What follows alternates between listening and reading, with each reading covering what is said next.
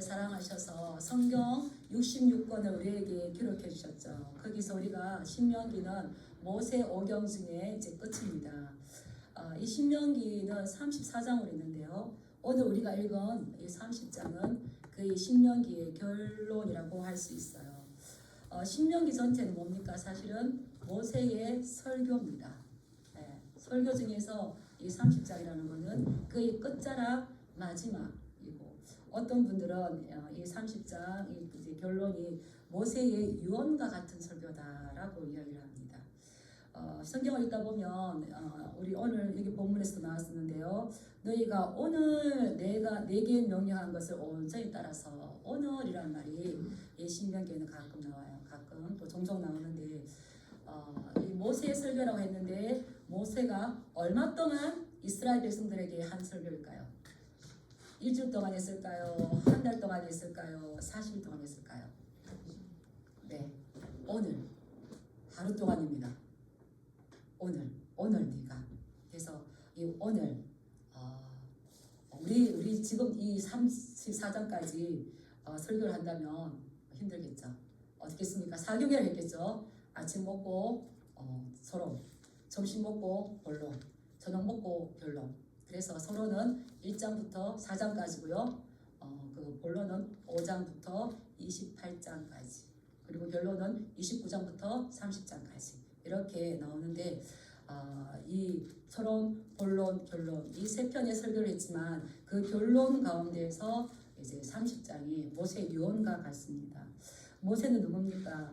이스라엘을 출애굽시킨 후에 40년 동안 그들과 함께 이 광야 생활을 해왔지만 가나안 땅에 못 들어갑니다. 왜 못 들어갑니까? 처음엔 그러죠. 내가 너희 때문에 가나안 땅에 들어가지 못한다. 너희의 불순종함으로 들어가지 못한다. 이 가나안 땅에 들어가지 못하는 걸 모세가 마지막에 알았던 것이 아니라 처음부터 알았어요. 그런데 모세는 40년 동안 이 원망하고 불평하고 하나님을 믿지 못하고 하나님이 세우신 지도자들을 멸시하는 그 백성들 어떻습니까? 품고 거의 38년 동안을 속아요. 이게 지도자의 모습이죠. 네가 그렇게 수고해도 너는 못 들어가. 그러면 우리는 어떻게 될까요?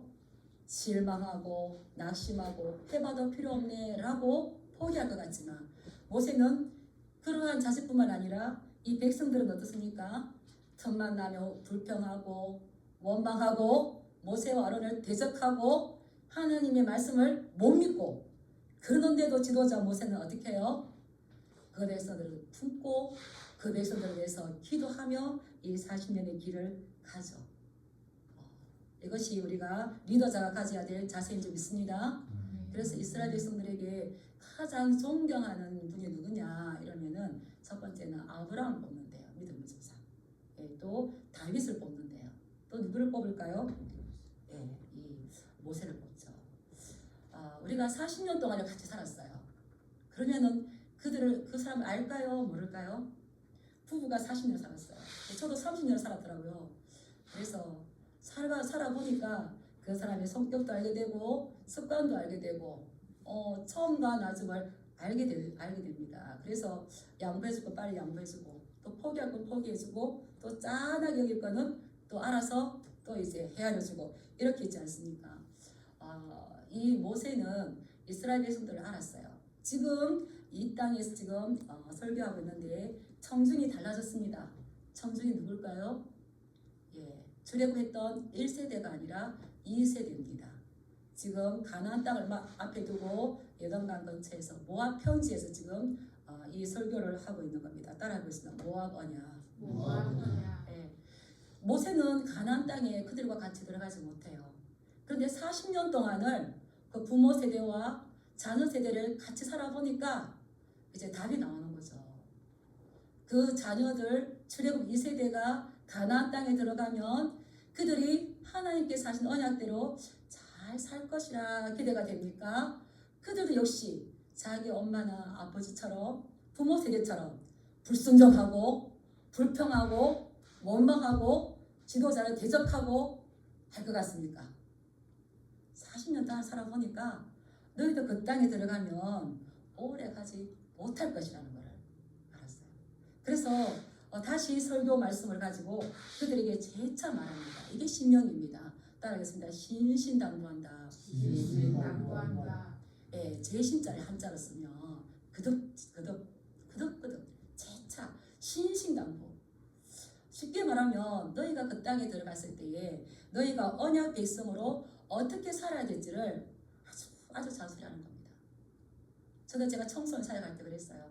너희가 엄마 아빠의 잔소리를 잘 들어야 나중에 사회에 나가서 큰 소리를 안 듣는다.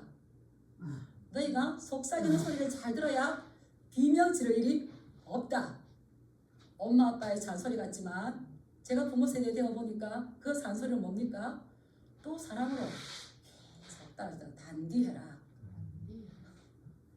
한마디로 하면은 이거죠. 그래서 너희는 그냥이 아니라 언약 백성이야. 신의 산 언약에 너희가 실패하여서 너희 부모 세대는 광야에서 다 죽어갔지만 너희 이 세대는 가나안 땅에 들어갈 건데 내가 여기서 모압 땅에서 모압 언약을 가지고 신의 산 언약을 가지고 다시 갱신해서 너희들에게 말해주는데 너희는 가나안 땅에 들어가서 너희가 오래 살려면 이 말씀을 잊지 말고 하나님을 사랑하고 힘을 다하여서 그분의 말씀에 순종하도록 하라. 신신당부하는 게 뭐라고요?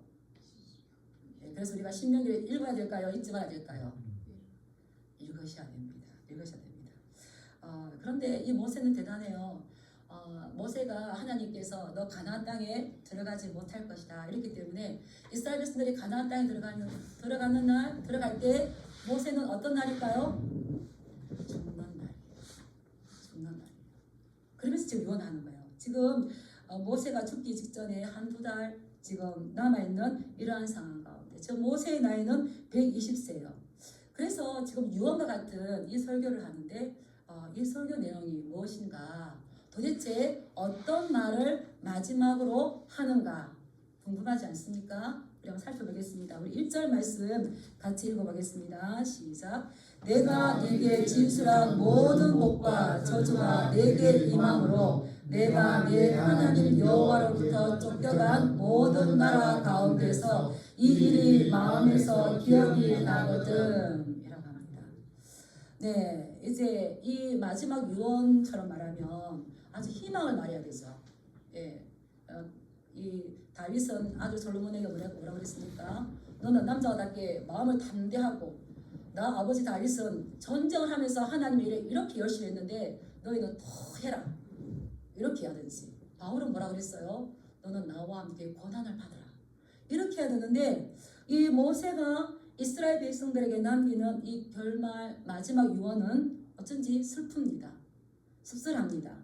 내가 너에게 진술한 모든 복과 저주가 내게 임함으로 내가 네 하나님 여호와께로부터 쫓겨나 모든 나라 가운데에서 쫓겨난다는 거예요. 왜 그렇습니까? 이들은 마지막에 언약을 버릴 거죠. 우리 살짝 29장 25, 26절 가서 한번 읽어보겠습니다. 29장 25절 26절 시작. 그때의 사람들이 대답하기를 그 무리가 자기 조상의 하나님 여호와께서 그들의 조상을 애굽에서 인도하여 내실 때에 더불어 세우신 언약을 버리고 가서 자기들이 알지도 못하고 여호와께서 그들에게 주시지도 아니한 다른 신들을 따라가서 그들을 섬기고 절한 까닭이라. 아멘. 이스라엘 백성들이 끌려가서 너무 황폐하게 됐어요. 어떻게 하여서 이런 일이 있냐 물으면 너희는 가서 대답해라. 너희 조상들이 애굽에서 인도하여 낼 때에 세우신 언약을 버리고 하나님께서 주지 않은 다른 신들을 어떻게 했습니까? 따라가. 하나님을 따라가는 것이 아니라 다른 신들을 따라갑니다. 다른 신은 그래서 우상. 우상은 뭡니까? 너는 나 외에 다른 신을 내게 두지 말라. 내 얼굴 앞에 나란히 두지 말라는 거예요. 하나님보다 다른 신을 나란히 놓고 하나님보다 그 신을 더 중요시 여겼던 거죠. 명예와 물질과 건강과 이 모든 것이 될 수가 있는 거죠. 따라가고 그들을 섬기고 그들에게 절한 까닭이에요. 그렇게 하면 너희는 이 땅에서 쫓겨갈 것이다. 이미 이 말씀을 하셨어요. 그래서 27장부터 28장 보면 저주와 또 축복과 저주가 나오는 거죠.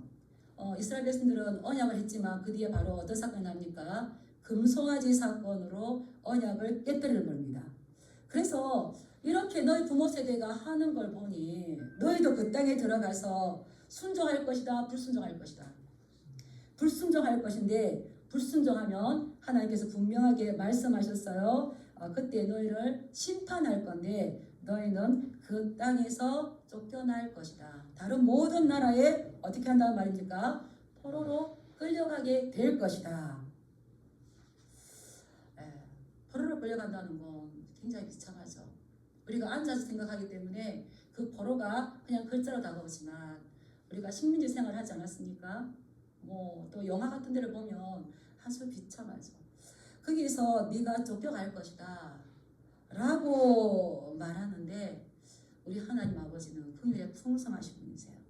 하나님께서 이렇게 말씀하시고 난 다음에도 어떻게 말씀하시냐면 거기서 쫓겨간 거기서 이 일이 마음에 생각나거든. 하나님께서 희망을 살짝 보여주시는 하나님 안에서는 실패나 모든 끝난 것이 끝이 아닌 줄 믿습니다. 실패했다고 그때 하나님께서 다시 시작한 줄 믿습니다. 그런 책 제목이 있어요. 나의 끝 하나님의 시작. 우리가 하나님은 절대로 포기하지 아니하시는데 하나님은 알고 계셨어요. 예수님은 베드로가 부인할 것을 알고 있었어요. 그래서 시몬아 사단이 너를 밀가부르시 까부르지만 그러나 나는 아버지께 청구하노니 너는 돌이킨 후에 내 형제를 굳세게 하라 라고 하죠.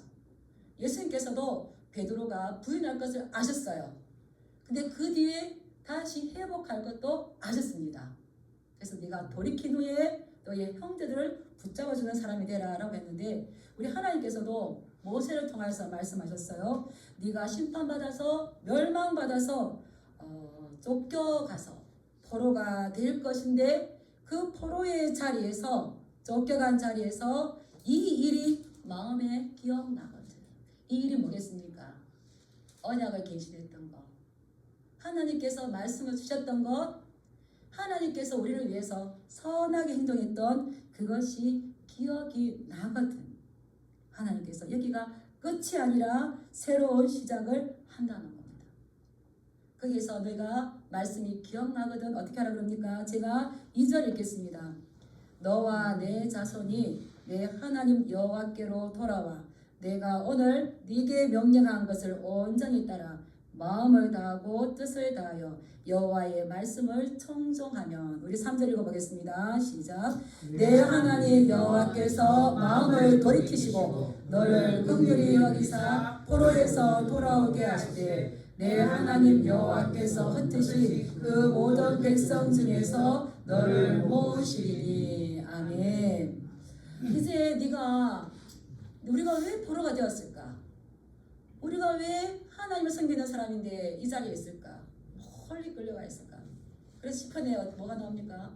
바벨론 강변에 수금을 걸어놓고 우리는 울었다.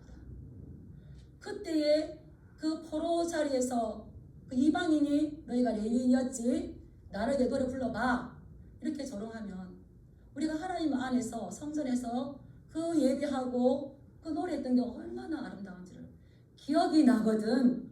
너희는 어떻게 하라고요? 돌아오라는 거예요. 너와 내 자손이 내 하나님 여호와께로 돌아와서 오늘 내가 여기에 한 너의 그 말을 지켜서 명령한 것을 온전히 따라서 마음을 다하고 뜻을 다하여 여호와의 말씀을 청정하라. 이 어디서 나오는 말씀입니까? 신명기 6장 5절.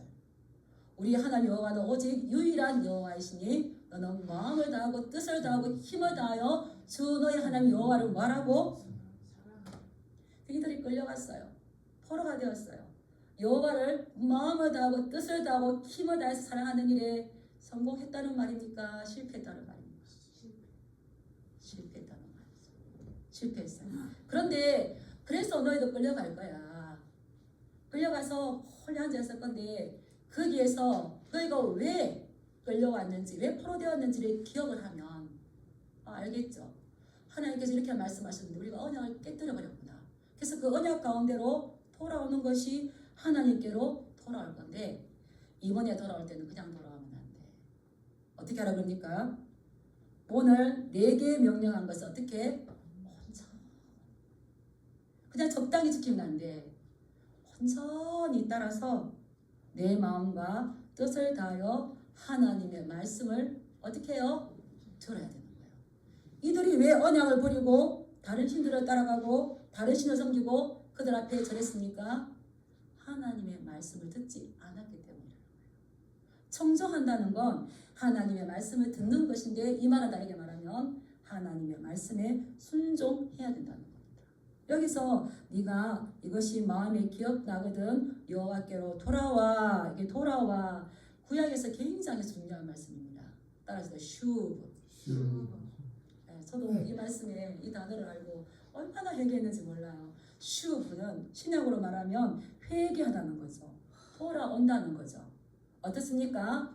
가던 길에서 적당하게가 아니라 완전히 180도로 꺾어서 방향 전환을 해서 가던 길들을 포기하고 여호와께로 완전히 돌아오는 거예요. 그래서 이 백성이 이렇게 돌아오면 3절 말씀이 내 하나님 여호와께서 마음을 돌이키시고 하나님 우리를 사랑하신 줄 믿습니다. 그러나 오늘 모세가 유언하는 이 마지막은 어떻습니까? 하나님께서 먼저 돌이키시는 것이 아니라 따라서 네가 돌이키면 내가 돌이킬 것이다. 네가 돌아오면 내가 돌아올 것이다.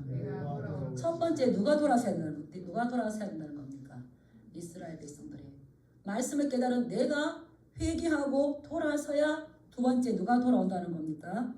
하나님께서도 돌아오는 일이 이어지는 겁니다. 돌이키시고 너를 어떻게 여기사? 긍휼히 여기사 불쌍히 여기사 포로된 땅에서 다시 이 땅으로 돌아오도록 내가 너를 모을 것이다. 하나님께서 우리를 불쌍히 여기시죠. 긍휼이 풍성하신 분이시죠. 우리가 하나님을 믿고 의지할 수 있는 건 뭐 어떤 것 때문입니까? 우리가 잘해서가 아니에요. 하나님이 긍휼이 풍성하시기 때문이에요. 이 긍휼이란 마음을 이 라함, 어머니의 자궁, 이 모태의 자녀를 가졌을 때에 태중의 자녀를 가졌을 때에 어머니는 모든 상황들 가운데 본능적으로 무엇을 보호합니까? 자녀를 보호하죠. 자연적으로 배에 손이 가면서 이 자녀를 보호하게 된 겁니다. 하나님께서도 자녀의 우리를 본능적으로 사랑하시죠. 그래서 네가 나에게로 돌아오면 포로 생활 얼마나 힘들었겠어요. 그렇게 그 고생한 그 자녀를 향해서 부모가 돌아서듯이 우리 하나님께서 돌아선다는 겁니다. 따라 한번 생각해 볼까요? 자식의 죄가 클까요? 부모의 사랑이 클까요? 우리 죄가 너무 커서 나 하나님 앞에 못 돌아가. 그런 분 있어요. 나는 아직 지은 죄가 많아서 아직은 못 돌아가고 조금 더 있다가 돌아가겠습니다. 이렇게 하는데 우리가 부모 되어 봤잖아요. 자식이 지은 죄가 큽니까? 그를 향한 나의 마음이 큽니까?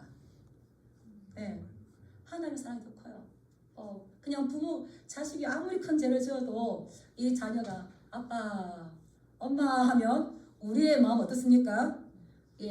봄바람에 그 눈 녹듯이 싹 녹아버리죠. 그래서 하나님께서는 심판의 도구를 천천히 건네지만 이 사랑의 선물은 급히 가져오신다는 말이 있어요. 이것을 믿으시기 바랍니다. 아멘. 네가 돌이키고 나에게 돌아오면 내가 급히 달려가서 너를 맞이할 것이다. 어디 앉았어도 우리 4절 읽어볼까요? 시작. 내가 쫓겨간 자들이 하늘가에 있을지라도 내 하나님 여호와께서 거기서 너를 모으실 것이며 거기서부터 너를 이끄실 것이라. 하늘 끝에 가도 끝없는 그 길에 정말 이스라엘 백성들은 바벨론 포로로 끌려갔어요. 그 길이가 1600km 가는 데만도 편도 며칠이 걸려요? 4개월에서 6개월이 걸려요. 그렇게 먼 곳에 가 있다 할지라도 네가 나를 바라보고 하나님 아버지 하면 하늘 끝에 있다 할지라도 내가 거기서부터 백성을 다 모으십니다. 우리 하나님 아버지의 사랑이 더 큰 줄 믿습니다. 아멘. 네, 그 말은 무슨 말입니까? 너를 용서할 것이다. 네가 실패했다고 혹시 네가 잘못해서 끌려갈 수 있는데 그것이 마지막이 아니라 네가 거기서 하나님을 기억하고 하나님의 말씀을 기억하고 하나님께서 너에게 해냈던 일들을 기억하고 아버지라고 돌아온다면 내가 너희 모두가 하늘 끝에 있다 할지라도 용서하고 회복해서 새로운 시작을 베풀어 주신다는 말씀인 줄 믿습니다. 아멘. 네, 그래서 우리 하나님은 이렇게 달려가시죠. 그리고는 또 상을 주십니다. 우리 5절 말씀 한번 읽어볼까요? 시작. 내 하나님 여호와께서 너를 내 조상들이 차지한 땅으로 돌아오게 하사 내게 다시 그것을 차지하게 하실 것이며 여호와께서 또 내게 선을 행하사 너를 내 조상들보다 더 번성하게 하실 것이며. 아멘. 우리 하나님을 멀리 떠났다가 돌아오신 분들이 있는 줄 있습니다. 편할까봐 하면 안 하시네요. 있어요. 근데 중요한 건 돌아올 때 적당히 돌아와야 된다 했으니까 돌아온 그들이 해야 될 거 온전하게 해야 된다 했습니까? 온전하게 말씀을 존중하고 말씀을 따르고 여호와를 사랑하는데 그럴 때 주님께서 부어주시는 그 사랑이 놀라워요. 내 하나님 여호와께서 너를 내 조상들이 차지한 땅으로 돌아오게 할 뿐만 아니라 다시 그 땅을 차지하게 줄 것이라는 거예요. 완전하게 회복이죠. 여호와께서 또 너에게 선을 행하여서 그 땅을 차지하게 하실 뿐만 아니라 내 조상들보다 더 번성하게 하실 것이라는 거예요. 이 약속을 주셨어요. 놀랍지 않으세요?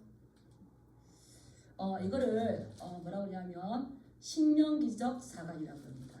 따라서 신명기적 사관. 신명기적 사관. 예, 신명기적으로 역사를 보는 거예요. 신명기적 역사관이라고 그러는데 신명기적 역사관은 뭐냐면 순종하면 축복, 불순종하면 저주입니다.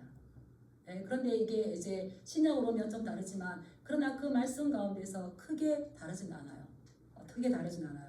순종하면 또 불순종하면 저주인데 성경에 가끔 이런 게 나와요.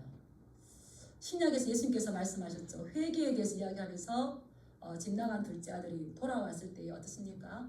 아버지가 달려가서 목을 끌어안고 입을 맞추고 옷을 입히고 가락지를 끼우고 신발을 신기고 살찐 손을 잡고 더 번성하게 하죠. 구약에 이런 여인이 있습니다. 누가 생각이 납니까? 네, 사사시대의 룻이요. 나오미와 룻이에요. 나오미와 룻은 어떻습니까? 나오미는 그 베들레헴에 기근이 들었을 때에 다 팔아버리고 멀리 가버려요. 그런데 멀리 모압 땅에 가서 어떻습니까? 남편도 죽고 아들들도 죽고 가부 며느리 둘만 남았어요. 이제 모든 것이 끝났습니다. 이제 끝장났습니다. 아무 소망이 없습니다. 그때 나오미가 어떻게 합니까?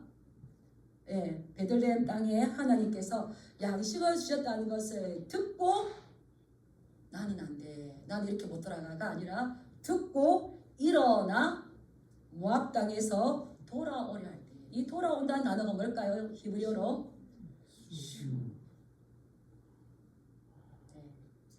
제가 부모가 되어 보니까 다 그렇지만 자식이 돌아온다는 것보다 반감은 없던 것 같아요.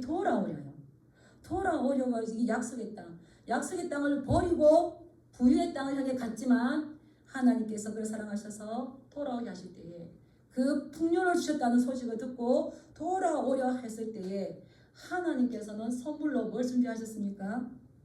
1장 22절에 보면 이렇게 있어요. 나오미가 룻과 함께 돌아왔는데 그들이 보리 추수 시작할 때에 베들레헴에 이르렀더라.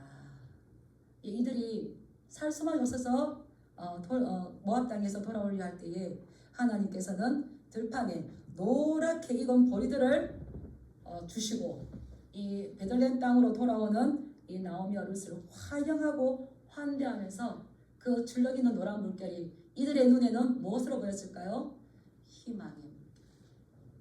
그리고 어떻게 됐습니까? 그게 끝입니까?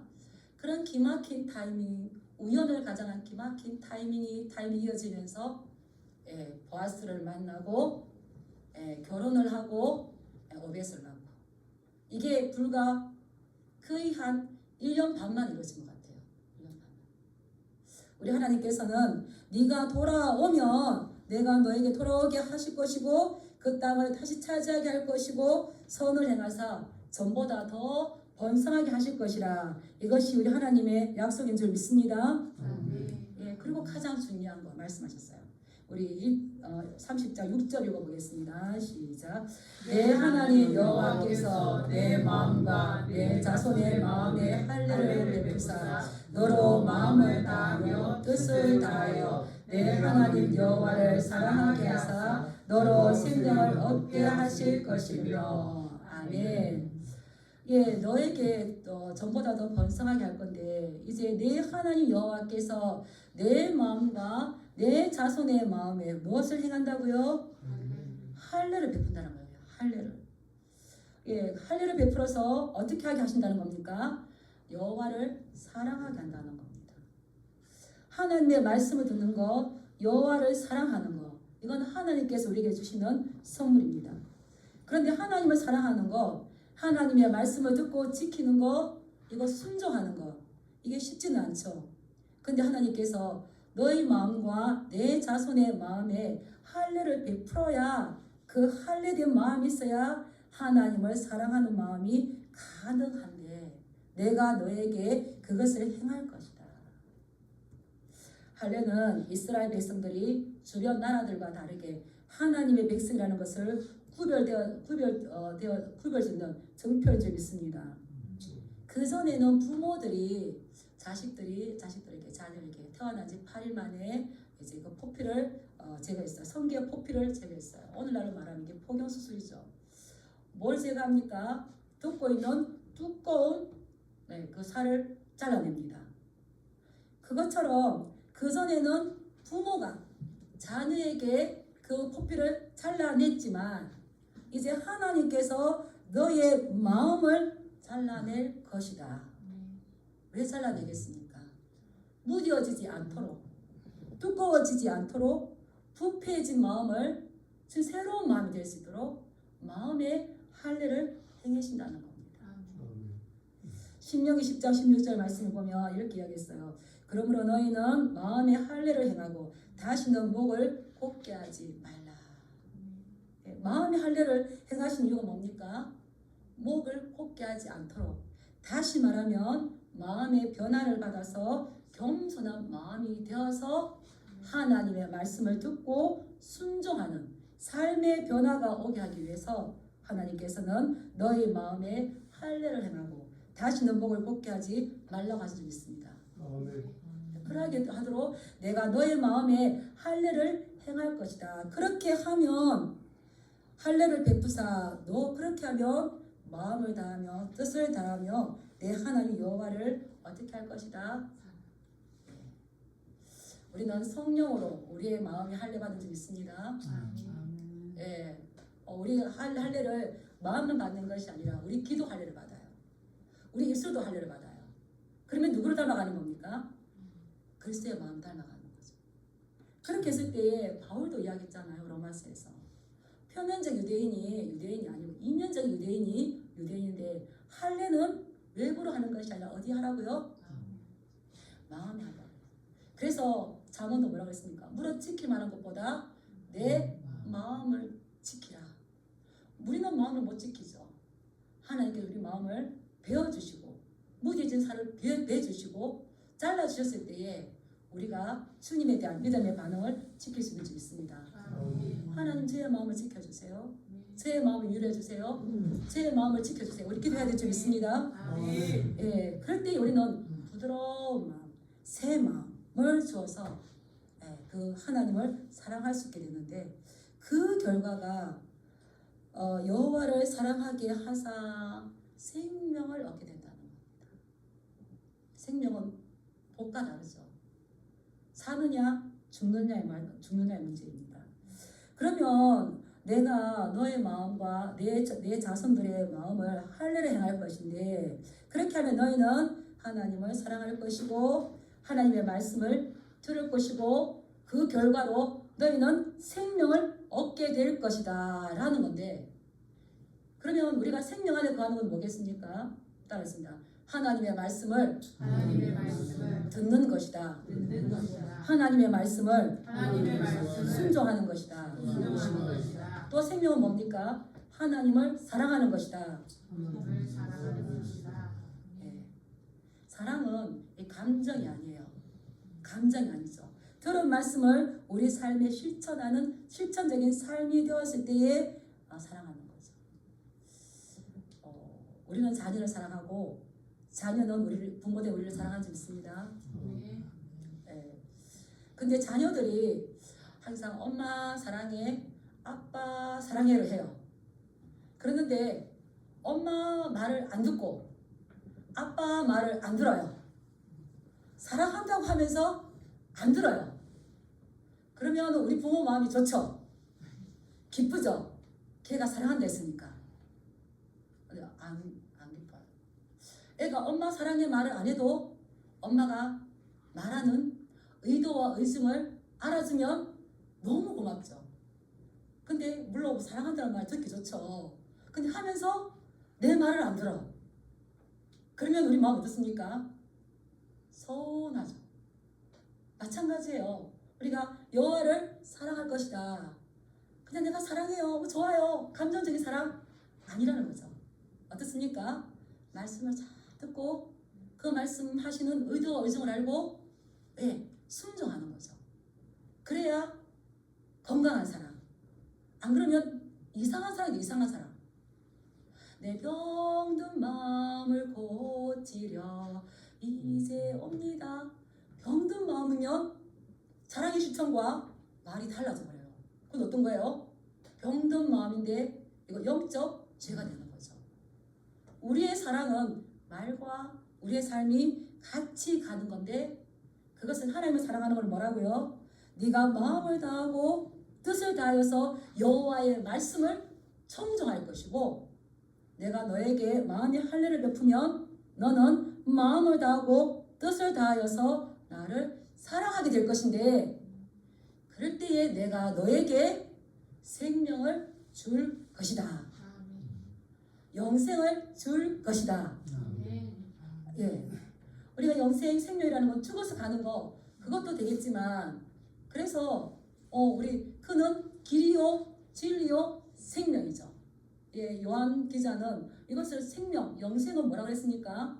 따라했어요. 이 땅에서 하나님 사랑 안에, 하나님 말씀 안에 거하는 것이 영생이다.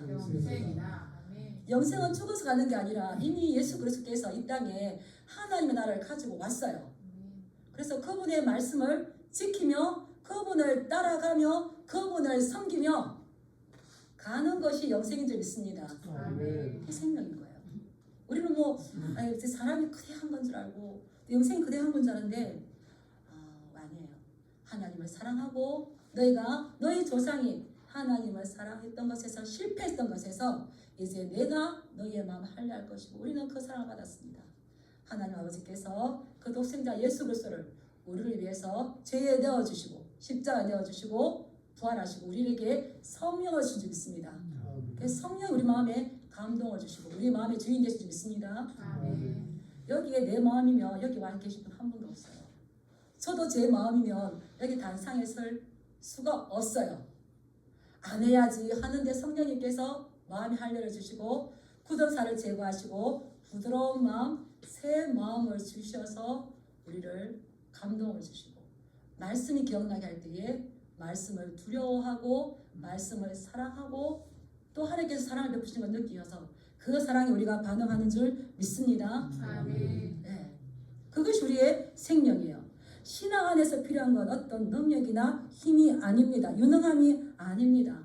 마음을 다하고 뜻을 다하여서 하나님의 말씀을 사랑하고 그분의 사랑 안에 거하는 것이 영생임을 기억하시길 주님의 이름으로 축복합니다. 예, 우리 넘겨서 30장 19절 20절 말씀을 읽고 마치겠습니다. 읽겠습니다. 시작. 내가 오늘 하늘과 땅을 불러 너희에게 증거를 삼노라. 내가 생명과 사망과 복과 저주를 내 앞에 두었은즉 너와 내 자손이 살기 위하여 생명을 택하고 내 하나님 여호와를 사랑하고 그의 말씀을 청종하며 또 그를 의지하라. 그는 내 생명이시요 내 장수이시니 여호와께서 내 조상 아브라함과 이삭과 야곱에게 주리라고 맹세하신 땅에 내가 거주하리라. 아멘.